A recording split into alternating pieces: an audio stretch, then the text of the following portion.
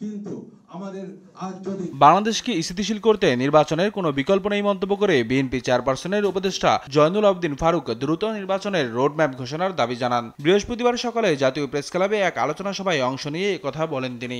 যিনি ইত্তেফাক প্রতিষ্ঠা করেছেন। আর বিএনপির নয়াপল্টনের কার্যালয়ে দলটির সিনিয়র যুগ্ম মহাসচিব রুহুল কবির রিজভী সংবাদ সম্মেলন করে বলেন, শেখ হাসিনার দোষররা আদালতে দাঁড়িয়ে হুমকি ধামকির মাধ্যমে বর্তমান সরকারকে অকার্যকর করার চেষ্টা করছে। হাসিনার গণহত্যাকারী বাহিনীর নেতারা দীর্ঘ 15.5 বছরের ভয়াবহ অপশাসনের জন্য ক্ষমা চাওয়া তো দূরে থাক, উল্টো আদালতে হুমকি দামকি দিচ্ছেন।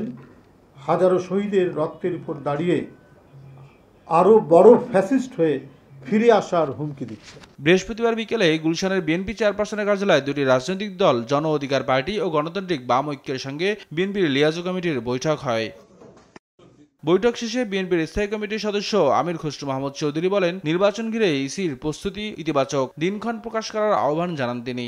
সংস্কারের জন্য অপেক্ষা নয় যে নির্বাচন কমিশন বলেছে যে নির্বাচন হচ্ছে মানুষের ভোটাধিকারের মাধ্যমে একটি গণতান্ত্রিক সরকার প্রতিষ্ঠা করে গণতান্ত্রিক অর্ডার ফিরিয়ে আনা।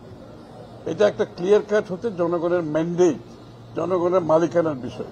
আর সংস্কার হচ্ছে যেটা কারেক্টলি বলেছে, সংস্কার হচ্ছে চলমান প্রক্রিয়া। কারা গণতন্ত্র চায় আর কারা চায় না তা জনগণকে ঠিক করতে দেওয়া হোক বলেও মন্তব্য করেন তিনি। নিয়াজ মোরশেদ, দেশ টিভি, ঢাকা।